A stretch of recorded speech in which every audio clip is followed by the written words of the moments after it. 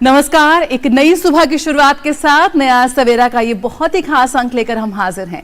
खास इसलिए क्योंकि कल अगले 1 घंटे में होंगी देश और दुनिया की तमाम ताजा तरीन अपडेट्स। अपने 3 देशों के दौरे के बाद प्रधानमंत्री भी स्वदेश लौट आए हैं, उस पर भी हम आपको देंगे अपडेट। और अगले 1 घंटे तक आपके साथ रहूंगी मैं जया सिन्हा और आंचल। शुक्रिया जया। और जब हम देश दुनिया की बात करते हैं, बातें होंगी कारोबार जगत और खेल जगत से जुड़ी हुई पहली वंदे भारत मिलने वाली है। देहरादून से चलेगी दिल्ली तक। इससे जुड़ी तमाम बड़ी अपडेट्स हम आपसे साझा करेंगे, तो जुड़ी रही नया सवेरा के साथ। लेकिन निगाह डालते हैं टॉप स्टोरीज जारी की सुर्खियों पर।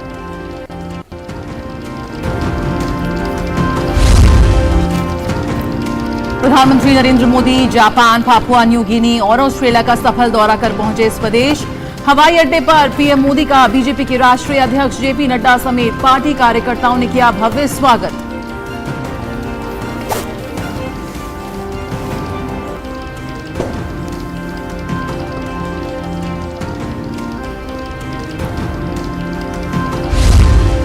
प्रधानमंत्री नरेंद्र मोदी ने कहा, भारत की अध्यक्षता में G20 की मेजबानी की हो रही है चौतरफा सराहना।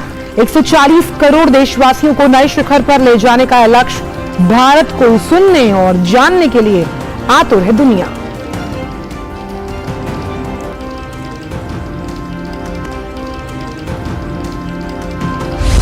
उत्तराखंड को आज मिलेगी पहली वंदे भारत ट्रेन। प्रधानमंत्री नरेंद्र मोदी वीडियो कॉन्फ्रेंस के माध्यम से देहरादून से दिल्ली के बीच वंदे भारत एक्सप्रेस को दिखाएंगे हरी झंडी। उत्तराखंड में रेल खंडों के विद्युतीकरण का भी करेंगे उद्घाटन।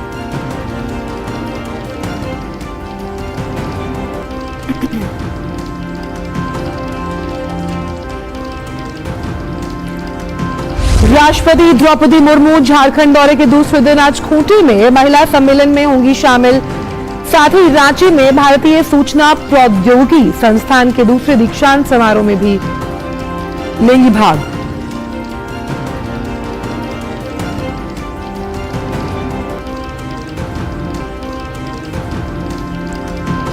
भारत की G20 अध्यक्षता के अंतर्गत उत्तराखंड के ऋषिकेश में आज से 3 दिवसीय G20 बैठक का होगा आगाज। बैठक में अंतर्राष्ट्रीय भ्रष्टाचार विरोधी तंत्र पर होगा मंथन। वहीं बेंगलुरु और मुंबई में जारी G20 बैठकें आज होंगी संपन्न।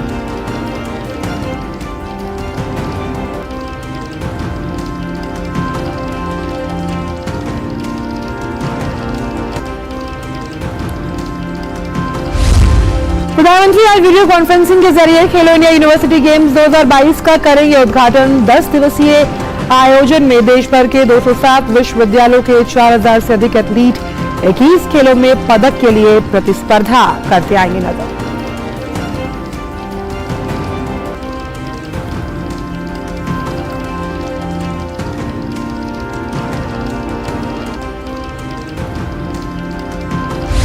आईपीएल के एलिमिनेटर मुकाबले में मुंबई इंडियंस ने लखनऊ सुपर जायंट को 81 रन से हराया। दूसरे क्वालिफायर में मुंबई का गुजरात टाइटंस से होगा मुकाबला।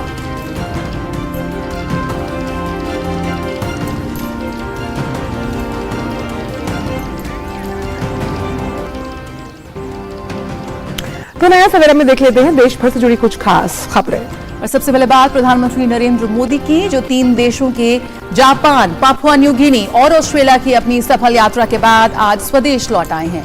6 दिवसीय सफल यात्रा के बाद वतन वापसी पर प्रधानमंत्री नरेंद्र मोदी का दिल्ली के पालम हवाई अड्डे पर भव्य स्वागत किया गया। भारतीय जनता पार्टी के राष्ट्रीय अध्यक्ष जेपी नड्डा, विदेश राज्य मंत्री मीनाक्षी लेखी, पूर्व केंद्रीय मंत्री हर्षवर्धन, दिल्ली के भाजपा सांसद हंसराज हंस समेत सैकड़ों कार्यकर्ता पीएम मोदी का स्वागत करने के लिए पालम हवाई अड्डे पर जमा हुए।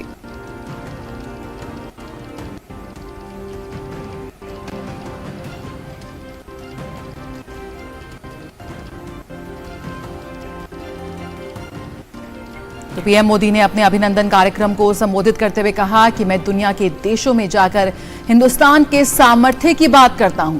मेरे देश की महान संस्कृति का गौरवगान करते हुए मैं आंखें नीची नहीं करता हूं, आंखें मिलाकर बात करता हूं।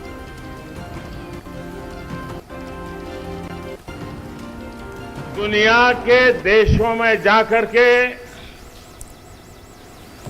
दुनिया के महापुरुषों को मिलकर के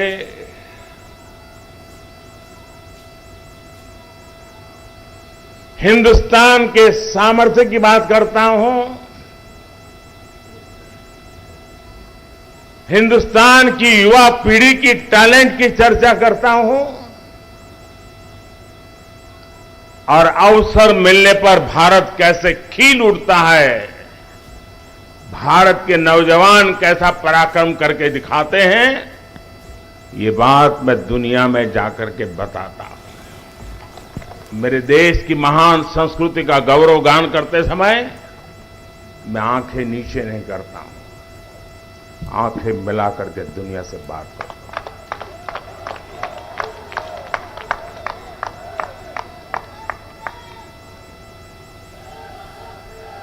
और ये सामर्थ्य क्यों आया है?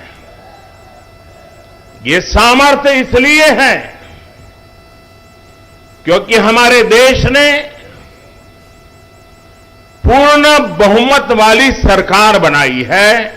आप सबने देश को पूर्ण बहुमत वाली सरकार बनाई है और जब पूर्ण बहुमत वाली सरकार का प्रतिनिधि विश्व के सामने जब कोई बात बताता है तो दुनिया ये विश्वास करती है कि ये अकेला नहीं बोल रहा है, 140 करोड़ लोग बोल रहे हैं। प्रधानमंत्री ने कहा कि ऑस्ट्रेलिया आज भारत को अपना मानता है, भारत को सम्मान से देखता है और भारत के भविष्य के साथ अपना भविष्य जोड़कर देखता है। प्रधानमंत्री ने कहा, भारतीय समुदाय के कार्यक्रम में ऑस्ट्रेलिया के प्रधानमंत्री का आना हम सभी के लिए गौरव की बात है। भारतीय समुदाय का जो कार्यक्रम था, वहां ऑस्ट्रेलिया के प्रधानमंत्री का आना गौरव की बात थी। लेकिन इतना ही नहीं, उस समारोह में पूर्व प्रधानमंत्री भी थे। उस समारोह में पूरी अपोजिशन पार्टी के मेंबर से, रूलिंग पार्टी के मेंबर से, ये लोकतंत्र का वातावरण ऑस्ट्रेलिया के लोग में भारतीयों के प्रति, चाहे पक्ष सत्ता का हो चाहे पक्ष विपक्ष का हो, सबके सब मिलजुल करके भारतीय समुदाय के इस कार्यक्रम में उतने ही उमंग और उत्साह के साथ शरीक हुए थे और भारत के एक प्रतिनिधि को, भारत के एक सेवक को दोनों पक्ष उतना ही आदर और सत्कार कर रहे थे। प्रधानमंत्री नरेंद्र मोदी ने कहा कि जब पूरी दुनिया कोरोना के खिलाफ लड़ रही थी, तब भारत ने कोविड संकट के दौरान कई देशों को टीके, दवाइयां और चिकित्सा उपकरण मुहैया कराए। कोरोना काल में भारत ने पूरी दुनिया में एक मिसाल कायम की है। जब कोविड के खिलाफ दुनिया लड़ रही थी, एक एक व्यक्ति को जिंदगी बचाने के लिए एक एक परिवार जूझ रहा था। संकट बड़ा गहरा था। विश्व के समृद्ध से समृद्ध देश भी कोविड के सामने घुटने टेक चुके थे। दोस्तों, उस पल को याद कीजिए। हमने भी अपने कई परिवारजनों को खोया है। उस दुख, उस दर्द को हम भूल नहीं सकते हैं। लेकिन जब मैं पैसिफिक आइलैंड के इन देश के नागरिकों से मिला, हर किसी की आंख में, जब हम उससे आंख मिलाते थे, वो भाषा तो नहीं जानता था, लेकिन उसकी आंखों से वो बताता था और कभी कभी इशारा करके बताता था कि आपने वैक्सीन दिया ना, इसलिए हम जिंदा हैं। दुनिया के कोटि कोटि लोगों की जिंदगी भारत की दवाइयों ने, भारत की वैक्सीन ने, और वो भी 140 करोड़ देशवासियों को संभालते संभालते औरों को भी संभालने में हम पीछे नहीं रहे। प्रधानमंत्री ने कहा कि हिरोशिमा की धरती पर महात्मा गांधी की प्रतिमा लगना गर्व की बात है। प्रधानमंत्री ने जापान के प्रधानमंत्री की भारत यात्रा को याद करते हुए कहा कि उनके द्वारा उपहार स्वरूप दिए गए बोधि पौधे को जापान के प्रधानमंत्री ने हिरोशिमा में लगाया है। हिरोशिमा की धरती, जहां पर मानव संहार का भयानक घटना घटी थी, उस हिरोशिमा की धरती पर जब पूज्य बापू की प्रतिमा लगती है, शांति का विश्व को संदेश बड़े गर्व के साथ हम पहुंचा पाते हैं। मेरे लिए गर्व की बात होती है कि जापान के प्रधानमंत्री जब भारत आए थे तो मैंने बोधि वृक्ष का एक सैंपल उनको दिया था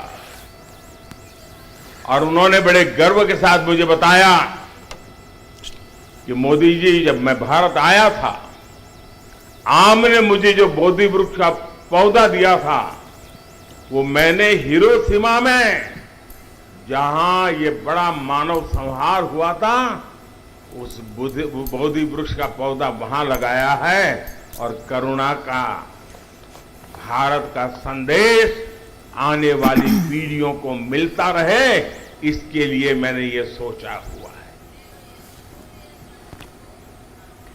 और प्रधानमंत्री नरेंद्र मोदी ने अपने संबोधन समाप्ति के बाद वहां उनके स्वागत के लिए मौजूद लोगों से मुलाकात की। पीएम ने हाथ हिलाकर लोगों का अभिवादन किया। इस दौरान वहां उपस्थित लोगों ने प्रधानमंत्री मोदी पर पुष्प वर्षा की।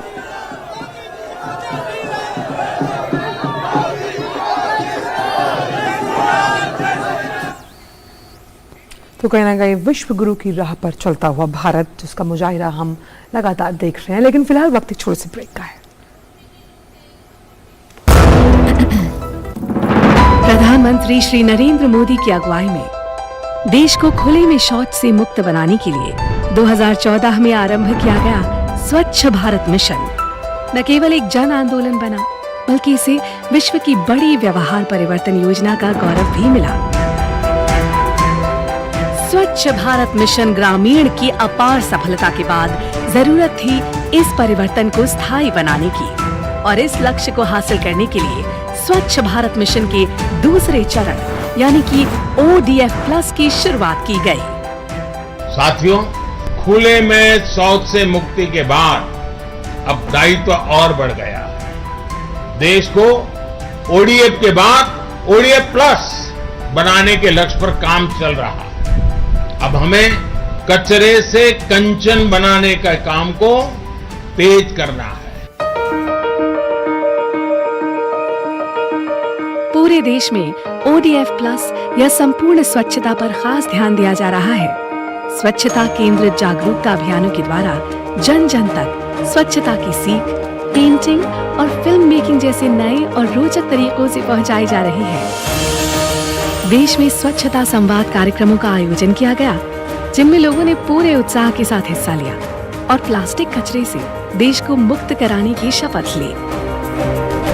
जैविक कचरे के निपटान और उससे अतिरिक्त आमदनी पाने के बारे में भी लोगों को जागरूक किया जा रहा है, जिससे बड़ी संख्या में लोग गोबर धन योजना से जुड़ रहे हैं और गोबर से बायोगैस एवं जैविक खाद के उत्पादन को बढ़ावा मिल रहा है। जैविक और रिसाइक्लेबल कचरे को अलग रखने और उसके उपचार पर विशेष ध्यान दिया जा रहा है। ग्रे वाटर प्रबंधन के अंतर्गत लाखों की संख्या में सोख्ता गड्ढों का निर्माण किया जा रहा है। इसके अलावा पुराने एक गड्ढे वाले शौचालयों को रेट्रोफिट करके 2 सोख्ता गड्ढों वाले शौचालयों में बदला जा रहा है और मल प्रबंधन पर भी विशेष ध्यान दिया जा रहा है। देश भर में लोगों का उत्साह और जन भागीदारी इस बात का प्रमाण है कि आत्मनिर्भरता का ये मॉडल लोगों तक पहुंच रहा है और हमारे गांव ODF से ODF प्लस की ओर अग्रसर हो रहे हैं। लेकिन देश को संपूर्ण स्वच्छ बनाने के इस अभियान को मंजिल तक पहुंचाने के लिए अभी हमें लंबा रास्ता तय करना है, जिसके लिए सभी देशवासी पूरे जज्बे से कोशिश कर रहे हैं। और इन्हीं कोशिशों के कारण आज हमारा देश स्वच्छता से स्वावलंबन की ओर अग्रसर है।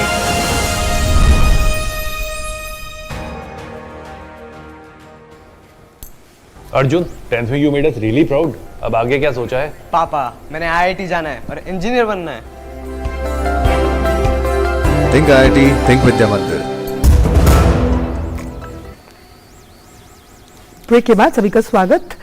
तो समारोह को संबोधित करते हुए बीजेपी अध्यक्ष जेपी नड्डा ने कहा कि हमारे लिए सौभाग्य की बात है कि जहां जहां प्रधानमंत्री नरेंद्र मोदी गए वहां के नेता, एकेडमिया और वैज्ञानिक आपसे मिलने के लिए आतुर रहे और उन्होंने आपके साथ गहन शासन के बारे में चर्चा की। प्रधानमंत्री की इस यात्रा के दौरान विदेशी नेताओं ने जिस तरीके से प्रधानमंत्री को आदर दिया, सम्मान दिया, वो ये बताता है कि प्रधानमंत्री नरेंद्र मोदी की अगुवाई में किस तरह से उनके प्रति विश्वास है और लगातार विकास हो रहा है।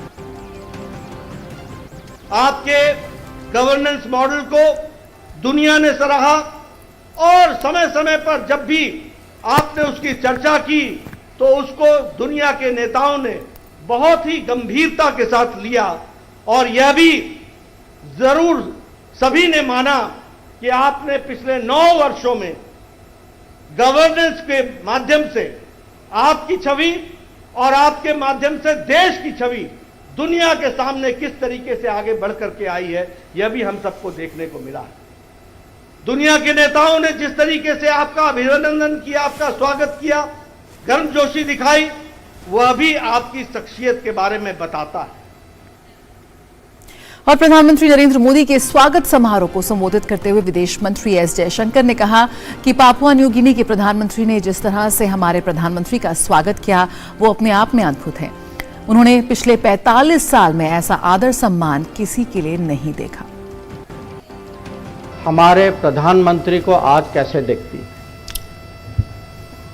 जब वो पापुआ न्यू गिनी में अपने हवाई जहाज से उतरे और जिस आदर सम्मान से पापुआ न्यू गिनी के प्रधानमंत्री जेम्स मराबे ने उनका स्वागत किया, ये चित्र तो आप सब ने देखा था।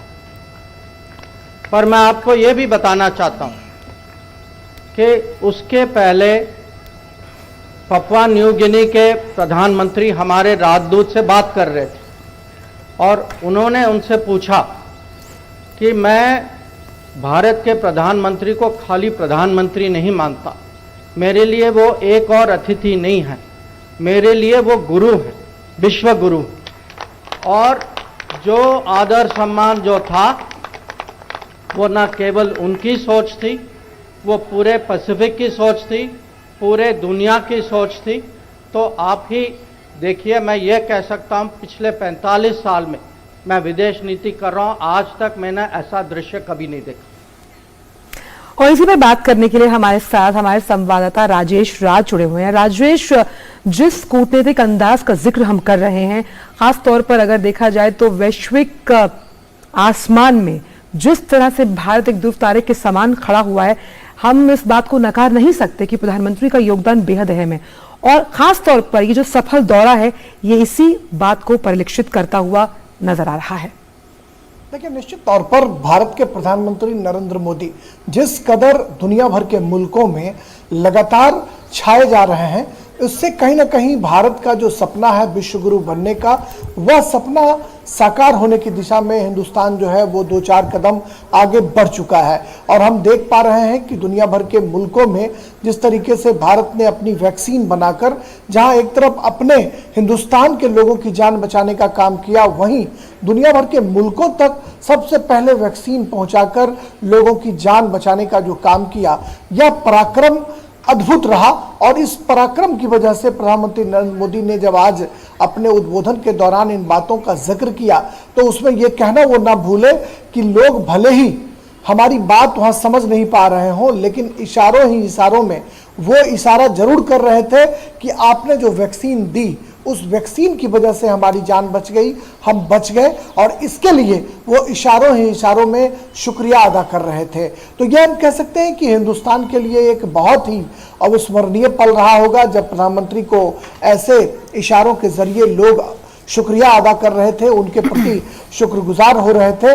और वैक्सीन के मामले में हिंदुस्तान ने पूरे दुनिया भर के लोगों को समृद्ध करने का काम किया और अर्थव्यवस्था के मामले में हिंदुस्तान जो है वो कई कदम आगे बढ़ चुका है। जो पीएम मोदी का 5 ट्रिलियन डॉलर का जो सपना रहा है उसमें भारत जो है मजबूती के साथ आगे बढ़ रहा है। प्रधानमंत्री नरेंद्र मोदी ने जहां एक तरफ अपने यात्रा का संस्मरण सुनाया, कई भावुक पलों का उन्होंने जिक्र किया, उन्होंने ब्रिटेन की महारानी का जिक्र किया और कहा कि जो महात्मा गांधी ने एक जो रुमाल था, एक हैंडकरचीफ उन्होंने उनके शादी के मौके पर उन्हें गिफ्ट की थी, उस हैंडकरचीफ का जिक्र कर प्रधानमंत्री जो हैं वो माहौल को भावुक कर गए और उन्होंने कहा कि ब्रिटेन के प्रधानमंत्री के साथ जब भोजन की मेज पर हम बैठे जी राजेश, एक मातृवत अपने साथ बिठाकर उन्होंने इस बात का जिक्र किया। तो हिंदुस्तान और महात्मा गांधी की स्वीकार्यता पूरे दुनिया भर के मुल्क में कैसे बढ़ रही है, इसका जिक्र प्रधानमंत्री नरेंद्र मोदी ने स्पष्ट तौर पर किया। बिल्कुल, जिस तरह से वैश्विक राजनीति में प्रधानमंत्री का जो कद बढ़ रहा है उसकी वानगी हम देख रहे हैं। कितना सफल ये दौरा रहा, उन तस्वीरों में हमने देखा ब्रांड इंडिया किस तरह से पूरे विश्व में अपनी मौजूदगी दर्ज करा रहा है, इसका भी जिक्र प्रधानमंत्री ने किया। बहुत शुक्रिया राजेश राज फिलहाल इस जानकारी के साथ जुड़ने के लिए। और वक्त एक छोटे से ब्रेक का है। अर्जुन, 10th में you made us really proud. अब आगे क्या सोचा है? पापा, मैंने आईआईटी जाना है और इंजीनियर बनना है। थिंक आईआईटी, थिंक विद्या मंदिर। तंदुरुस्ती बहुत चीजों पे डिपेंड करती है, पर खाने के मामले में एक सिंपल फॉर्मूला है। बस यूं समझिए कि प्लस और माइनस का खेल है। देखिए, आटा, चावल, तेल, दूध और नमक खरीदते समय प्लस F के निशान को चुनिए। ये फोर्टिफाइड फूड्स हैं जिनसे आपको संपूर्ण पोषण मिलेगा। और खाने में घी, तेल, नमक और चीनी को कीजिए थोड़ा माइनस। तो प्लस F और थोड़ा कम, है ना simple. Eat right, stay fit, तभी इंडिया सुपर हिट।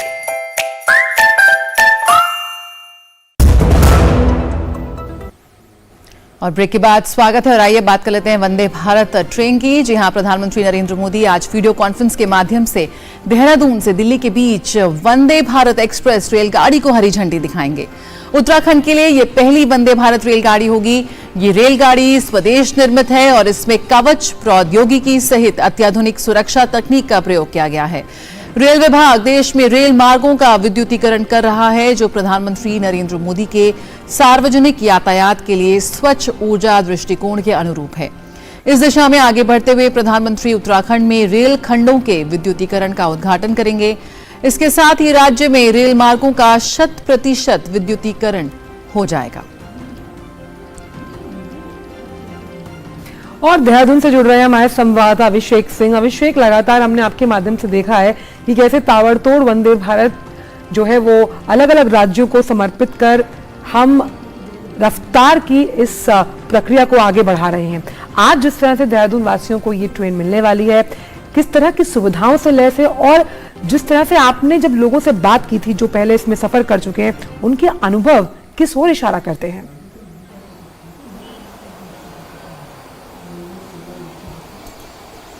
बिल्कुल आंचल, देखिए ये पहली वंदे भारत है उत्तराखंड की। और अगर नॉर्दर्न रेलवे की हम बात करें, दिल्ली समेत तकरीबन 7 स्टेट अंदर आते हैं इसकी। ये चौथी वंदे भारत है नॉर्दर्न रेलवे की। उत्तराखंड के लिए ये खास इसलिए है आंचल, क्योंकि उत्तराखंड के लिए फिलहाल जो श्रद्धालु है पूरे देश से जो है यहाँ पर पहुँचते हैं। 4 धाम यात्रा होती है, 4 धाम यात्रा भी चल रहा है। एक कह सकते हैं कि श्रद्धालुओं के लिए एक बहुत बड़ा तोहफा है ये। उनके लिए न सिर्फ समय बचाएगा बल्कि उनको जो कनेक्टिविटी है वो अब काफ़ी ज़्यादा जो है सुगम होने जा रहा है उनके लिए। आनंद विहार रेलवे स्टेशन दिल्ली का जो है वहाँ से लेकर के देहरादून तक जो है ये ट्रेन चलेगी। अमूमन क्या होता था इस रूट की, अगर हम आपको बात बताएं, हालांकि बहुत बढ़िया जो है एक्सप्रेस वे भी बन चुका है दिल्ली से, हवाई कनेक्टिविटी भी हो चुकी है, लेकिन रेल कनेक्टिविटी में जो उत्तराखंड है, 1 दशक पहले यहाँ पर जो पुराने दशकों पहले जो रेल लाइन बिछाई गई थी वही रह गया था। लेकिन शताब्दी ट्रेन चलती है। शताब्दी यहाँ पर लेती है तकरीबन 6 घंटे का समय, दिल्ली नई दिल्ली रेलवे स्टेशन से यहाँ पर। ये ट्रेन जो है ये आपको लिए लेगी सिर्फ 4.5 घंटे का समय, मतलब तकरीबन 1.5 घंटे की समय की बचत। दूसरी बात, जो वर्ल्ड क्लास फैसिलिटी है, जो इसके अंदर की जो खासियत है, वो जो तमाम आपने वंदे भारत ट्रेन अभी तक देखे वो सारे खासियतों से लैस है ये ट्रेन। 8 बोगियों की ट्रेन होगी। ये 16 अमूमन 16 बोगियों की ट्रेन होती है, लेकिन ये 8 बोगी की ट्रेन होगी। जैसे जैसे डिमांड बढ़ेगा इस रूट पर पैसेंजर का, इसे 16 बोगियों में भी कन्वर्ट किया जाएगा। फिलहाल इसमें एक एग्जीक्यूटिव क्लास होगा और 7 जो है वो इकोनॉमी क्लास कोच होंगे। लेकिन आप ये समझिए कि जब हम यहाँ पर लोगों से बात कर रहे थे तो उनको ये खुशी है कि प्रधानमंत्री जिस तरीके से लगातार कनेक्टिविटी को बढ़ावा दे रहे हैं पूरे देश में, अब उत्तराखंड में रेल कनेक्टिविटी में वंदे भारत जो है उनके लिए किसी वरदान से कम बिल्कुल, जहां पर यहाँ पर रफ्तार भी है, सुविधाएं भी है। अभिषेक, कनेक्टिविटी एक बहुत बड़ा पहलू है। किस तरह से आप देखते हैं कि कनेक्टिविटी के लिहाज से, उस पूरे क्षेत्र के विकास के लिहाज से, पर्यटन के लिहाज से कितनी ज्यादा ये सफल होती दिख रही है, और कौन कौन से ऐसे इलाके, क्योंकि यहाँ ना सिर्फ उत्तराखंड बल्कि आसपास के शहरों को, आसपास के राज्यों को भी इसका एक बड़ा फायदा मिलेगा यहाँ पर। इनके स्टॉपेज क्या रहेंगे अभिषेक? खास तौर पर हम जानते हैं क्योंकि उत्तराखंड को देवभूमि कहा जाता है, तो उस लिहाज से कौन कौन से स्टॉपेज अहम रहेंगे? हो जाएगी न सिर्फ सड़क माध्यम बल्कि रेल सेवा भी शुरू हो जाएगी। बहुत अहम बात कह रहे हैं यहाँ पर, क्योंकि सड़क माध्यम से वो टेक्निक पे बनाई जा रही है। आप बहुत अहम बात कह रहे हैं, क्योंकि कई बार सड़क माध्यम से स्वास्थ्य के लिहाज से भी लोगों को दिक्कतों का सामना करना पड़ता है अगर वो जाते हैं, लेकिन रेल मार्ग से अगर आप जा रहे हैं तो आपकी समय की बचत तो हो ही रही है, साथ ही साथ जिस तरह की सुविधाओं का आप जिक्र कर रहे हैं उनका अनुभव लेने के लिए तो मुझे लगता है कि अगर आज हरी झंडी दिखाए तो बहुत से लोग टिकट बुकिंग जरूर कराएंगे। बहुत बहुत शुक्रिया अभिषेक, लेकिन आपसे आगे भी लगातार जब तक ये हरी झंडी प्रधानमंत्री नहीं दिखाते आपसे चर्चा जारी रहेगी, लेकिन फिलहाल इन जानकारी को उनसे साझा करने के लिए आपको बहुत बहुत शुक्रिया। तो बिल्कुल ये ट्रेन आज हरी झंडी दिखाने जा रहे हैं प्रधानमंत्री, और इसी के साथ गर्मियों की छुट्टियों का प्लान काफी लोग यहाँ बना रहे हैं। फिलहाल रुकेंगे छोटे से ब्रेक के लिए, जल्द हाजिर होते हैं। अर्जुन, 10th में you made us really proud. अब आगे क्या सोचा है? पापा, मैंने IIT जाना है और इंजीनियर बनना है। थिंक IIT, थिंक विद्या मंदिर। हर दिन हर पल बनती खबरें, बदलती दुनिया, हम लेकर आते हैं आपके लिए बड़ी खबरें, संपूर्ण कवरेज, ताकि आप रहें खबरों के बीच हमारे साथ। मिड डे प्राइम हिंदी सोमवार से शुक्रवार दोपहर 1 बजे सिर्फ DD न्यूज पर।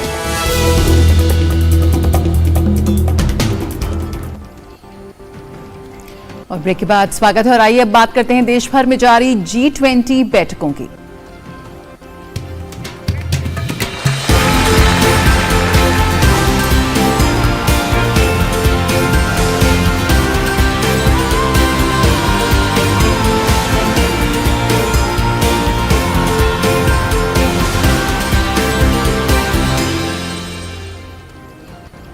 बात करते हैं उत्तराखंड की, जहां के ऋषिकेश में आज से G20 की बैठक होनी है। 3 दिन तक चलने वाले सम्मेलन में अंतर्राष्ट्रीय भ्रष्टाचार विरोधी तंत्र पर मंथन होगा। देहरादून के जॉलीग्रांट हवाई अड्डे पर विदेशी मेहमानों का पारंपरिक तरीके से स्वागत किया गया। उत्तराखंड के मुख्यमंत्री पुष्कर सिंह धामी ने कहा कि राज्य में G20 सम्मेलनों का आयोजन हमारे लिए नए अवसर, नए अनुभव, अपनी पारंपरिक सांस्कृतिक आध्यात्मिक विरासत, पर्यटन की क्षमताओं और सॉफ्ट पावर को अंतर्राष्ट्रीय स्तर पर प्रदर्शित करने का स्वर्णिम अवसर है। वहीं बैठक में भाग लेने के लिए आए विभिन्न देशों के प्रतिनिधियों ने कल ऋषिकेश में आयोजित मां गंगा की भव्य दिव्य आरती में भाग लिया। गंगा की अलौकिक खूबसूरती को देख विदेशी मेहमान अभिभूत हो गए। आरती से पहले ऋषि कुमारों ने वैदिक मंत्रोच्चार और शंखनाद की ध्वनि से डेलीगेट्स का भव्य स्वागत किया। सभी मेहमानों को पगड़ी पहनाई गई।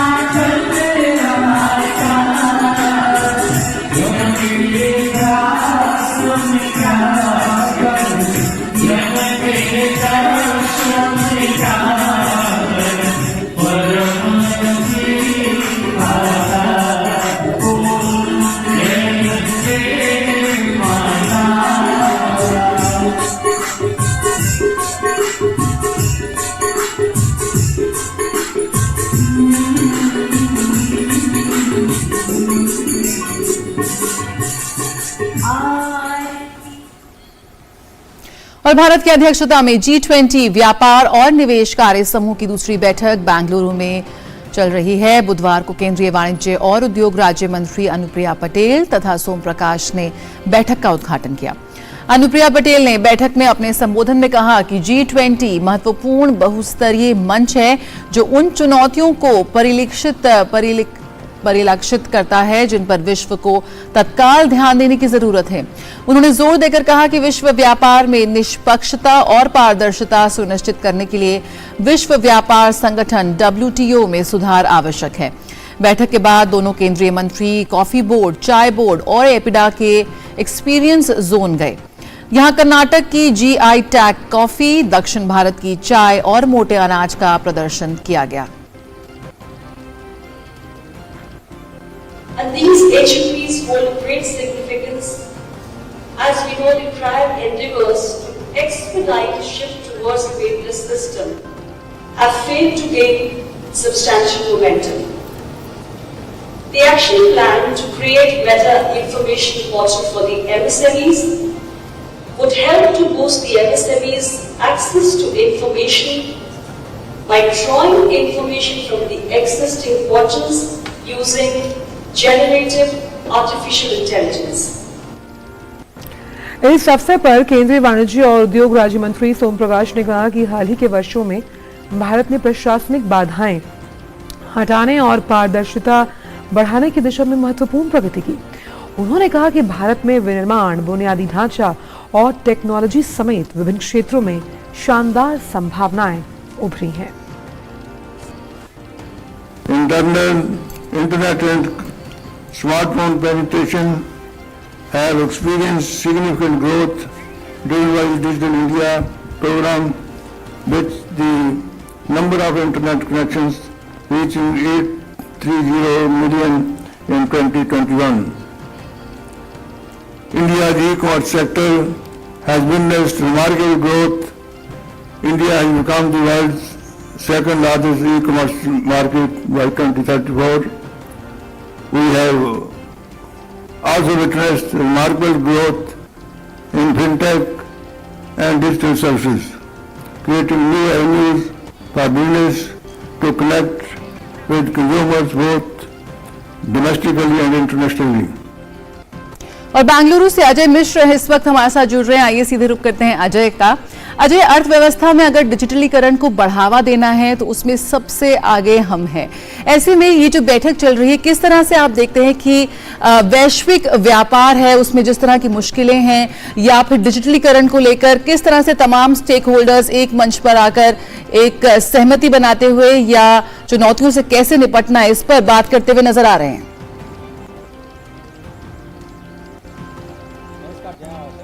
आज दूसरा दिन है, जैसा कि आपने बताया कि ट्रेड एंड इन्वेस्टमेंट चल रही है, इसकी कल औपचारिक शुरुआत हुई। आज जो टेक्निकल सेशन है, आपने बिल्कुल सही कहा, डिजिटाइजेशन ऑफ जो ट्रेड डॉक्यूमेंट्स होते हैं उस पर आधारित है। भारत के लिए एक बहुत ही बढ़िया मौका है जब भारत ये बताने की कोशिश करेगा कि हमने डिजिटाइजेशन की दिशा में कितना बड़ा इंडिया स्टैक का निर्माण किया है, जिसमें आधार, मोबाइल नंबर और बेनिफिशरीज को कैसे जोड़ा गया है, कैसे जेम जैसे पोर्टल के जरिए हम सरकारी खरीद को पारदर्शी बनाने की कोशिश कर रहे हैं और MSMEs को कैसे फ़ायदा हो रहा है। हाल ही में भारत ने ई-कॉमर्स के लिए ONDC, open network digital commerce का एक नया प्लेटफॉर्म बनाया है जो सबसे ज़्यादा MSMEs को मदद करेगा। एक ऐसा प्लेटफॉर्म होगा जो भारत के MSMEs को पूरी दुनिया के साथ जोड़ेगा। भारत ये बताने की कोशिश कर रहा है कि जो डिजिटाइजेशन है वो पूरी दुनिया के जो ट्रेड एंड इंडस्ट्री है उसको फ़ायदा पहुंचाएगा, पूरी दुनिया की GDP में 7 से 8% की बढ़ोतरी कर सकता है, पूरी दुनिया की प्रोडक्टिविटी को 1.5 गुना तक बढ़ा सकता है और इसके लिए डिजिटाइजेशन बहुत ज़रूरी है। अभी तक हम देखते हैं इंटरनेशनल ट्रेड में 36 से ज़्यादा पेपर्स का इस्तेमाल किया जाता है जो एक्सपोर्टर इंपोर्टर को फिजिकली हैंडल करना पड़ता है, जिसमें समय भी ज़्यादा खर्च होता है और पैसे भी ज़्यादा खर्च होते हैं। भारत की ये कोशिश है, सिफारिश है कि ये G20 कम से कम उस पेपर्स की संख्या को 3-4 तक ला करके सीमित करे, जिससे कम संख्या में MSMEs को और जो एक्सपोर्टर इंपोर्टर हैं उनको पेपर्स का सामना करना पड़े, ज़्यादा से ज़्यादा कार्यक्रम डिजिटली किए जाएं। ये पहली बात हुई। दूसरी बात जया ये है, MSMEs को फायदा पहुंचाने के लिए एक मेटा प्लेटफॉर्म, एक ग्लोबल मेटा प्लेटफॉर्म की सिफारिश भारत ने की है। उसको सभी G20 देशों ने स्वीकार किया है। कैसे वो पोर्टल बनेगा, कैसे उस प्लेटफॉर्म का इस्तेमाल G20 के देश और बाकी देश कर सकते हैं, कैसे एमएसएमईज को उसके साथ जोड़ा जाएगा, कैसे उनके प्रोडक्ट एंड सर्विसेज को ग्लोबल मार्केट तक पहुंचाने की कोशिश की जाएगी। इन तमाम मुद्दों पर जो विचार है वो आज किया जाएगा। इसके साथ ही रेगुलेशंस को लेकर के भी आज चर्चा जारी है। तो 5 कुल विषय थे जो इस बार भारत ने रखे हैं, और उम्मीद है कि आज जो कंक्लूडिंग सेशन होंगे, जो 4:30 बजे हमें पता चलेगा कि क्या कुछ मुद्दे हैं जिन पर आम सहमति बन पाई है। G20 आम सहमति का ही एक मंच है। अजय, अगर हम आर्टिफिशियल इंटेलिजेंस का जिक्र करें, जिसे हम 4.0 के नाम से जान रहे हैं, और लगातार इस पर कोशिश है कि कैसे ये खास तौर पर विस्तार में मदद करेगा, उस लिहाज से एमएसएमईज की मदद हो पाएगी आर्टिफिशियल इंटेलिजेंस से, जिसका जिक्र अनुप्रिया पटेल भी कर रही थी। तो जो नई टेक्नोलॉजी है आंचल, उसके दोनों पहलू हैं। एक तरफ तो वो फैसिलिटेट कर रहे हैं ट्रेड एंड कॉमर्स को, दूसरी तरफ उनके कुछ चैलेंजेस भी हैं। मिसाल के तौर पर अगर आप जनरेटिव एआई का इस्तेमाल करते हैं तो बहुत सारे ऐसे सिस्टम्स हैं जो उसको हैक करने की कोशिश करेंगे, जो उसका फ्रॉड करने की कोशिश करेंगे, गलत इस्तेमाल करने की कोशिश करेंगे। इसीलिए यूरोपियन यूनियन ने पहली बार जो आर्टिफिशियल इंटेलिजेंस है उसको रेगुलेट करने के लिए रेगुलेशन की शुरुआत कर दी है। बिल जो है प्रस्ताव किया गया है। भारत ने इसका जिक्र किया G20 के पहले दिन के सेमिनार में, और कहा कि G20 के जो दूसरे देश हैं उनको भी रेगुलेशन करना चाहिए। तो तकनीक का इस्तेमाल कैसे किया जाए एमएसएमईज की मदद के लिए, लेकिन उसका फ्रॉड के जरिए गलत इस्तेमाल ना हो, उसको लेकर के भी चर्चा चल रही है। और रेगुलेशन को लेकर के भी कुछ न कुछ बात जरूर आएगी। तकनीक का इस्तेमाल किया जाना है, लेकिन संभल करके। बिल्कुल, और ये जिस तरह से इस्तेमाल किया जाएगा और इस पर क्या कुछ बातें निकल कर आएंगी, आपने बहुत ही भारी भरकम शब्दों को बहुत ही बेहतरीन तरीके से हमारे दर्शकों तक पहुंचाया। बहुत बहुत शुक्रिया अजय, इन तमाम जानकारियों को हमसे साझा करने के लिए। और आइए बेंगलुरु के बाद रुक करते हैं मुंबई का। मुंबई में जारी G20 के तहत आपदा जोखिम न्यूनीकरण कार्यकारी समूह की दूसरी बैठक का आज अंतिम दिन है। स्वास्थ्य और परिवार कल्याण राज्य मंत्री डॉक्टर भारती पवार ने कल बैठक के उद्घाटन सत्र की अध्यक्षता की। डॉक्टर पवार ने सुरक्षित मुंबई, भविष्य के लिए तैयार मुंबई, एक फोटोग्राफिक चित्रण शीर्षक की एक चित्र प्रदर्शनी का भी उद्घाटन किया। तकनीकी सत्र के दौरान G20 प्रतिनिधियों ने अगले 3 वर्षों के लिए आपदा जोखिम न्यूनीकरण कार्य समूह के रोड मैप पर चर्चा की। तकनीकी सत्रों में प्रारंभिक चेतावनी और प्रारंभिक कार्रवाई का वित्तपोषण, लचीले बुनियादी ढांचे का वित्तपोषण, बेहतर निर्माण और DRR में समुदाय की भूमिका जैसे विभिन्न विषयों पर विचार विमर्श किया गया।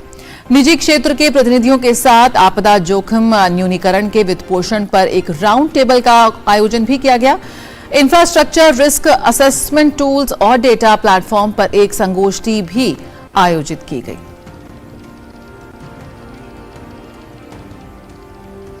और इसी पर बात करने के लिए मुंबई से जुड़ रही हैं हमारी संवाददाता श्यामा मिश्रा। श्यामा, अगर हम आपदा जोखिम के न्यूनीकरण, जिसके लिए लगातार हम आपसे भी चर्चा कर रहे हैं 2 दिन से, आज के प्रमुख सत्रों का अगर मैं जिक्र करूं तो वो क्या रहेंगे, और खास तौर पर आज का फोकस किस पर है?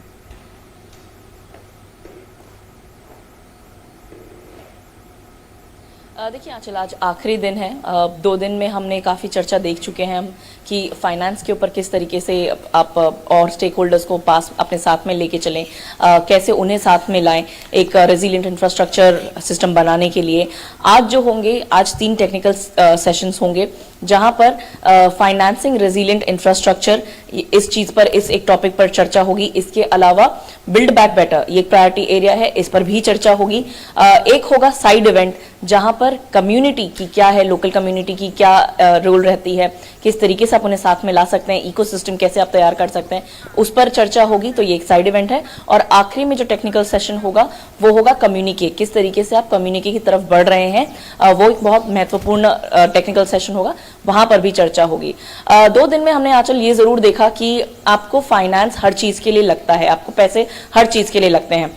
यहाँ पर पहले दिन पे हमने देखा कि पूरा दिन जो जितने भी सेशंस थे यहाँ पर, उसमें यही चर्चा की गई आप social welfare system, social protection system में कैसे आप पैसे लगा सकते हैं, और इंफ्रास्ट्रक्चर में आप कैसे पैसा लगा सकते हैं। डिजास्टर अगर कुछ होता है तो आपकी जो इंफ्रास्ट्रक्चर है वो खड़ी रहे, वो उस पर ज़्यादा नुकसान ना हो, इस पर चर्चा हुआ। किस तरीके से आप उसे बिल्ड करें, बनाएं कि वो उससे कम नुकसान हो। अगर डिजास्टर होता है तो आप लॉस ऑफ लाइफ किस तरीके से आप कम कर सकते हैं, जान माल के नुकसान को आप किस तरीके से बचा सकते हैं, वो यहाँ पर चर्चा हुई। जब ये सब हम चर्चा करते हैं तब एक सेंडाई फ्रेमवर्क हमारे सामने आता है जो 2030 का एक लक्ष्य रखा गया है। बात ये जरूर निकल के आ रही है कि हम ट्रैक पर नहीं है, लेकिन कई सारे ऐसे जो चर्चा हो रहे हैं या एक्शनेबल डिसीजन अगर हम लेते हैं तो हम ट्रैक पर वापस आ सकते हैं और ये एजेंडा जो है या ये जो टारगेट जो है वो हम जरूर अचीव कर सकते हैं। तो जरूरत बिल्कुल यहाँ पर ये है कि आप सिस्टम में ज्यादा इन्वेस्ट करें, निवेश को आप बढ़ाएं, ग्राउंड लेवल तक, ग्रास रूट लेवल तक में भी, कम्युनिटी लेवल तक में भी आप पैसे डालें, निवेश करें, जागरूकता बढ़ाएं और इसी तरीके से जो डिजास्टर अगर आता है तो आप उन्हें बताएं पहले, अर्ली वार्निंग सिस्टम के थ्रू उसमें भी आप निवेश करें। तो इन सब मेजर्स के थ्रू क्योंकि यहाँ पे प्रिवेंशन हम जरूर कर सकते हैं, प्रिवेंशन एक बहुत बड़ा रोल यहाँ पे प्ले करता है, तो उसके थ्रू भी हम जान मान के नुकसान को बहुत कम कर सकते हैं। बिल्कुल। तो आपदा जोखिम न्यूनीकरण कार्यकारी समूह की बैठक मुंबई में इस वक्त चल रही है और तमाम मुद्दों पर यहां पर गहरा विचार विमर्श हो रहा है। किस तरह से हम एकदम नीचे से जमीनी स्तर पर बदलाव ला सकते हैं, लोगों को जागरूक कर सकते हैं, जो इंफ्रास्ट्रक्चर है उसके निर्माण में, उसकी आधारभूत संरचना में किस तरह से हम निवेश करके उसे बेहतर कर सकते हैं, इस पर लगातार बातचीत हो रही है। श्यामा, आपसे आगे भी अपडेट लेते रहेंगे। फिलहाल बहुत शुक्रिया। और आइए अब नजर डालते हैं देश भर से जुड़ी कुछ खबरों पर फटाफट अंदाज में। महाराष्ट्र राज्य माध्यमिक और उच्च माध्यमिक शिक्षा बोर्ड आज दोपहर 2 बजे 12वीं की परीक्षा परिणाम घोषित करेगा। परीक्षार्थी आधिकारिक वेबसाइट maharesult.nic.in पर परिणाम देख सकते हैं और डाउनलोड कर सकते हैं। महाराष्ट्र बोर्ड की परीक्षा में इस वर्ष करीब 14 लाख परीक्षार्थी शामिल हुए थे। 12वीं की बोर्ड परीक्षा 21 फरवरी से 21 मार्च तक आयोजित की गई थी। जम्मू कश्मीर में पुंछ के बस्तर में नदी के प्रवाह में 2 महिलाओं के बहने की घटना सामने आई। दोनों में से एक का रेस्क्यू किया गया, दूसरी की तलाश जारी। इस पर deputy SP operation Ejaz Ahmad Bhat ने कहा, दोनों महिलाएं नदी पार कर रही थी, तभी नदी का प्रवाह तेज होने के कारण बह गईं। जम्मू कश्मीर के पुलवामा जिले के अवंतीपोरा में एक तेज रफ्तार ट्रक ने नियंत्रण खोकर सीआरपीएफ की गाड़ी को टक्कर मार दी, जिसमें सीआरपीएफ के 2 जवान घायल हो गए। घायल जवानों को अस्पताल ले जाया गया है। दिल्ली के न्यू फ्रेंड्स कॉलोनी इलाके में मसीहगढ़ चौक के पास महारानी बाग की ओर से जा रही डीटीसी क्लस्टर बस के अनियंत्रित होने की वजह से वो 5 वाहनों से टकरा गई। इस पर दिल्ली पुलिस ने बताया कि हादसे में एक व्यक्ति की मौत हुई है, 5 लोग घायल। घायलों को अस्पताल ले जाया गया, जिसमें से 2 की हालत गंभीर। और फिलहाल यहाँ रुकेंगे एक और छोटे से ब्रेक के लिए, जल्द हाजिर होते हैं। अर्जुन, 10th में you made us really proud. अब आगे क्या सोचा है? पापा, मैंने आईआईटी जाना है और इंजीनियर बनना है। Think IIT, think Vidya Mandir. Break के बाद सभी का स्वागत और अब देखते हैं दुनिया भर से कुछ खास खबरें।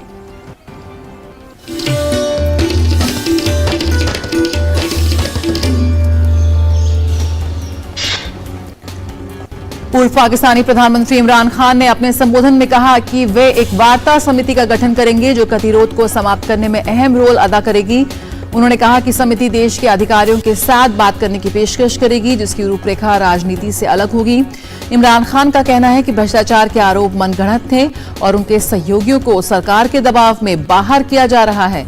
पाकिस्तान तहरीक इंसाफ पार्टी से पूर्व सूचना मंत्री फवाद चौधरी का इस्तीफा इसका ताजा उदाहरण है, जिन पर सरकार ने प्रतिबंध लगाने की धमकी दी थी। सऊदी अरब ने बुधवार को कनाडा के साथ राजनयिक संबंध बहाल कर दिए। सऊदी अरब के विदेश मंत्रालय ने एक बयान में कहा, रियाद के कार्यकर्ताओं के कारावास को लेकर 5 साल पहले दोनों देशों के बीच दरार पैदा हो गई थी, जिसे अब समाप्त कर दिया गया। इसकी वजह से दोनों देशों के बीच व्यापारिक और आपसी संबंधों को नुकसान हुआ। दोनों देशों ने जीन फिलिप लिंचू के रूप में सऊदी अरब में कनाडा के नए राजदूत की घोषणा भी कर दी। दुनिया भर के देश बुधवार को संयुक्त राष्ट्र में हॉर्न ऑफ अफ्रीका के लिए मानवीय सहायता के रूप में $2.4 बिलियन की प्रतिज्ञा करने के लिए जमा हुए। इथियोपिया, केन्या और सोमालिया में 43 मिलियन लोगों के सामने आने वाले खतरों को देखते हुए बुलाई गई एक बैठक में जर्मनी, स्वीडन और कनाडा जैसे देशों के प्रतिनिधियों ने अपने मूल लक्ष्यों से दान बढ़ाने की पेशकश की।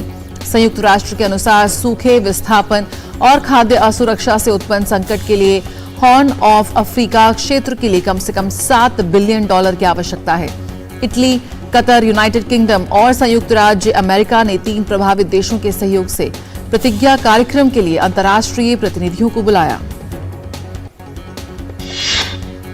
इक्वाडोर के राष्ट्रपति ने राजधानी क्वेटो के दक्षिण में सभागार में अपने राष्ट्रपति पद की वार्षिक रिपोर्ट दी। लासो ने समय से पहले होने वाले चुनावों को देश को एकजुट करने की दिशा में एक अवसर बताया। इक्वाडोर संसद के भंग होने के बाद सामूहिक हिंसा और राजनीतिक अस्थिरता से जूझ रहा है। उन्होंने कहा, यह समय हमें एक राष्ट्रीय समझौते की ओर बढ़ने का एक नया अवसर प्रदान करता है। लासो ने इक्वाडोर के लोगों से अगस्त में होने वाले चुनाव में सर्वश्रेष्ठ उम्मीदवारों को वोट देने की अपील की। लासो ने दावा किया कि अधिकांश नागरिकों ने 137 सदस्यीय नेशनल असेंबली को भंग करने के उनके फैसले का समर्थन किया।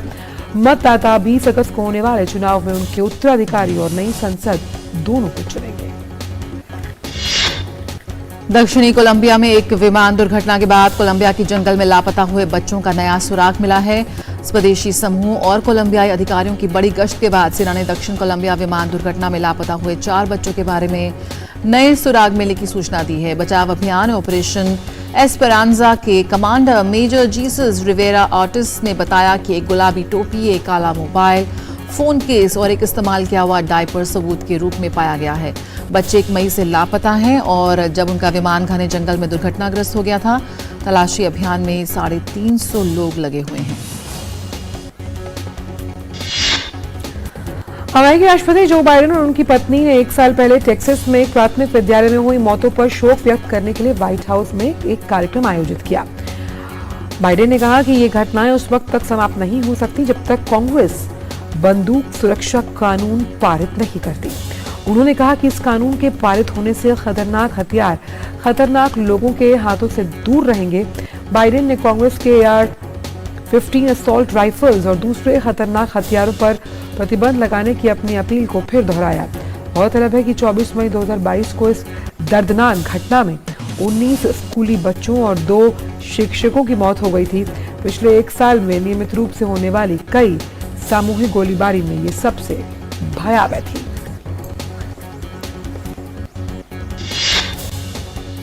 और आइए जल्दी जल्दी एक नजर डालते हैं कारोबार की खबरों पर।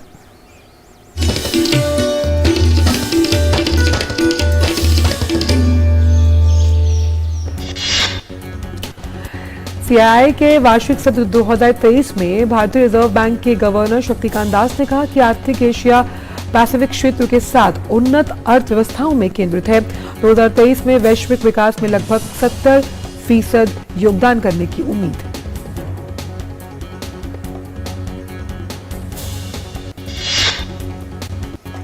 गो फर्स्ट फ्लाइट संकट में फंसी हुई एयरलाइन गो फर्स्ट ने एक बार फिर से उड़ान भरने को लेकर बड़ा अपडेट आया है। एविएशन रेगुलेटर डीजीसीए एक बार फिर से गो फर्स्ट को उड़ान की मंजूरी देने के पहले उसकी तैयारियों का ऑडिट करेगी। गो फर्स्ट ने अपने कर्मचारियों को इस बारे में जानकारी दी। फाइनेंशियल क्राइसिस से जूझ रही गो फर्स्ट की फ्लाइट्स 3 मई से बंद है। फिलहाल एयरलाइन ने स्वैच्छिक दिवाली कार्यवाही के लिए अप्लाई कर रखा है। डीजीसीए के एक सीनियर अधिकारी ने मंगलवार को कहा कि एयरलाइन ने रेगुलेटर के कारण बताओ नोटिस का जवाब दे दिया है, जिससे संकेत मिलता है कि वह जल्द से जल्द उड़ानों को फिर से शुरू करने पर काम कर रही है। तो शेयर बाजारों में पिछले 3 कारोबारी सत्रों पर जारी तेजी पर बुधवार को विराम लगा। 30 शेयरों वाला सेंसेक्स 208 अंक गिरकर 61,773 पर, वहीं निफ्टी 62 अंकों के दबाव के साथ 18,285 पर बंद हुआ। वहीं लाभ में रहने वाले शेयर्स में Sun Pharma, Titan, ITC, IndusInd Bank, Tech Mahindra और पावर ग्रिड शामिल।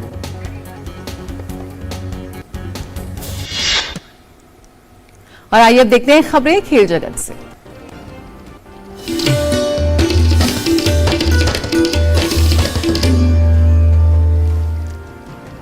तो खेलो इंडिया यूनिवर्सिटी गेम्स 2022 का उद्घाटन आज प्रधानमंत्री वर्चुअल माध्यम से करेंगे।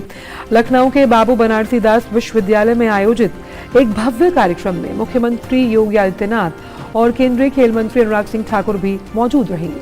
3 जून को समाप्त होने वाले इस 10 दिवसीय आयोजन में देश भर के 207 विश्वविद्यालय के लगभग 4008 एथलीट्स 21 खेलों में पदक के लिए दौड़ आजमाइश करते हुए नजर आएंगे।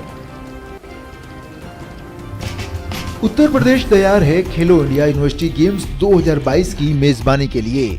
खेलो इंडिया यूनिवर्सिटी गेम्स के तीसरे संस्करण का भव्य उद्घाटन गुरुवार को लखनऊ के बाबू बनारसी दास विश्वविद्यालय में होगा। इस खेल समागम का उद्घाटन प्रधानमंत्री नरेंद्र मोदी वर्चुअल माध्यम से करेंगे। साथ ही उत्तर प्रदेश के मुख्यमंत्री योगी आदित्यनाथ और केंद्रीय खेल मंत्री अनुराग सिंह ठाकुर सहित कई गणमान्य व्यक्ति भी कार्यक्रम में मौजूद रहेंगे।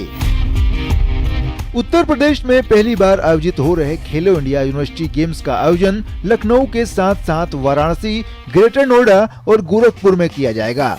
हालांकि निशानेबाजी की स्पर्धा नई दिल्ली में होगी। 3 जून को समाप्त होने वाले इस 10 दिवसीय आयोजन में देश भर के 207 विश्वविद्यालयों के लगभग 4008 एथलीट 21 खेलों में पदक के लिए प्रतिस्पर्धा करते नजर आएंगे, जो खेलो इंडिया यूनिवर्सिटी गेम्स में अब तक का सबसे बड़ा दल होगा। खेलो इंडिया यूनिवर्सिटी गेम्स के इस संस्करण में रोइंग इवेंट की शुरुआत हो रही है। रोइंग प्रतियोगिता का आयोजन गोरखपुर की प्राकृतिक झील रामगढ़ ताल में की जाएगी। वाराणसी को भी 2 खेलों की मेजबानी मिली है, जिसमें योगासन व कुश्ती की प्रतियोगिताएं शामिल हैं। कुश्ती की प्रतियोगिताएं 26 मई से लेकर 29 मई तक चलेंगी, तो वही योगासन की प्रतियोगिताएं 1 से लेकर 3 जून तक आयोजित की जाएंगी। इन खेलों के आयोजन को लेकर बनारस पूरी तरह से तैयार है। वहीं खेलों में हिस्सा लेने वाले प्रतिभागियों में भी गजब का उत्साह नजर आ रहा है। अलग अलग खेलों में हिस्सा लेने वाले खिलाड़ी तैयारियों में जुट चुके हैं। कुल मिलाकर खेलो इंडिया यूनिवर्सिटी गेम्स 2023 के लिए मंच तैयार है। अब बस इंतजार है खेलों के औपचारिक उद्घाटन का। Sports desk, DD news. और बात करते हैं आईपीएल की। आईपीएल के एलिमिनेटर मुकाबले में मुंबई इंडियंस ने लखनऊ सुपर जायंट्स को 81 रन से हरा दिया है। इसके साथ ही मुंबई की टीम दूसरे क्वालीफायर में पहुंच गई है, जहां मुंबई का सामना गुजरात टाइटंस से होगा। मुंबई इंडियंस ने टॉस जीतकर पहले बल्लेबाजी करते हुए 8 विकेट पर 182 रन बनाए थे। इसके जवाब में लखनऊ की टीम सिर्फ 101 रन पर ही सिमट गई। इस मैच में मुंबई के लिए बल्ले से सभी खिलाड़ियों ने योगदान दिया। सबसे ज्यादा 41 रन ग्रीन ने बनाए। लखनऊ के लिए नवीन उल हक ने 4 और यश ठाकुर ने 3 विकेट लिए। दूसरी पारी में लखनऊ के लिए सबसे ज्यादा 40 रन मार्क्स स्टोइनिस ने बनाए। मुंबई के आकाश मदवाल ने 5 विकेट हासिल किए।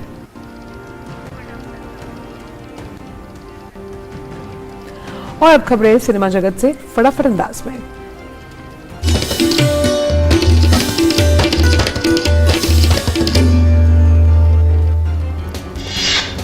और 16 से 27 मई तक 76वां कान फिल्म महोत्सव आयोजित किया जा रहा है। दुनिया भर से कलाकार, मॉडल, महान फिल्म निर्माता और निर्देशकों का जमावड़ा लगा हुआ है कान फिल्म महोत्सव में। और इस बार ये बेहद खास है, खासकर भारत के लिए। फिल्मों के इस महान उत्सव में जहां दुनिया भर की फिल्में और फिल्मी सितारे रेड कार्पेट पर अपना जलवा बिखेर रहे हैं, वहीं भारतीय सितारों का जलवा कुछ कम नहीं। कान में भारतीय पवेलियन में पहुंची अभिनेत्री डायना पेंटी, उन्होंने कान के रेड कार्पेट पर भी परफॉर्मेंस दी।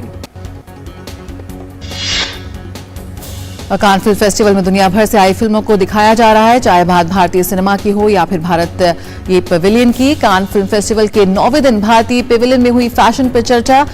भारतीय फिल्म उद्योग से पहुंचे कई दिग्गज। कान फिल्म फेस्टिवल में भारतीय फिल्मों की एक झलक सभी के लिए आकर्षण का केंद्र बनी हुई है।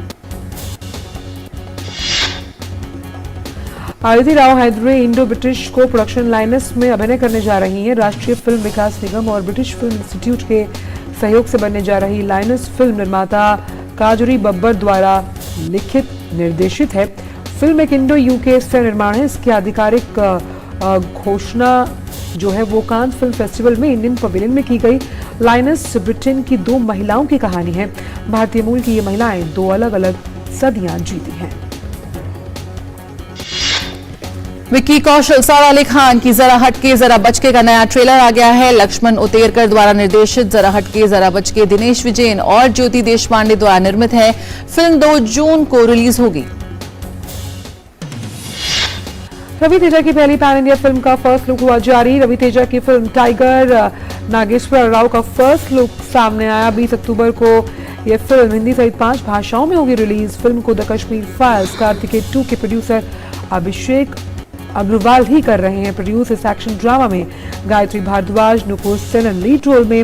वामसी के डायरेक्शन में बनी पीरियड फिल्म कुख्यात चोट टाइगर नागेश्वर राव की लाइफ पर बेस्ड अपकमिंग ड्रामा को 1970 के दशक में किया गया है सेट।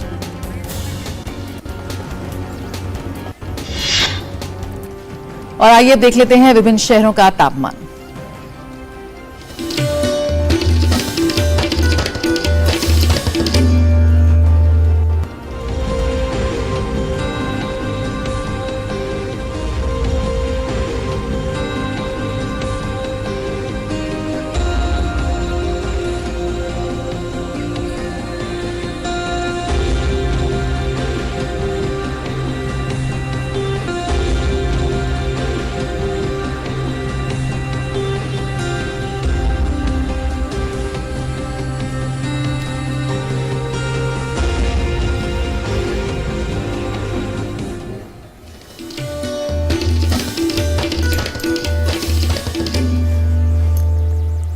और नया सवेरा के इस अंक में बस आज इतना ही, लेकिन जाने से पहले आइए आपको लिए चलते हैं श्रीनगर। बिल्कुल, जहां G20 प्रतिनिधियों ने विभिन्न हिस्सों का दौरा किया। उन्होंने न सिर्फ यहां के बागों की सैर की बल्कि स्थानीय बाजार से खरीदारी भी की। प्रतिनिधियों का कहना है कि कश्मीर में सदियों पुरानी संस्कृति और सभ्यता का भंडार है। यहाँ का खाना सिर्फ खाना नहीं बल्कि सदियों पुरानी परंपरा को समेटे एक खजाना है। आप इन दृश्यों का आनंद उठाइए। हमें दीजिए इजाजत। नमस्कार।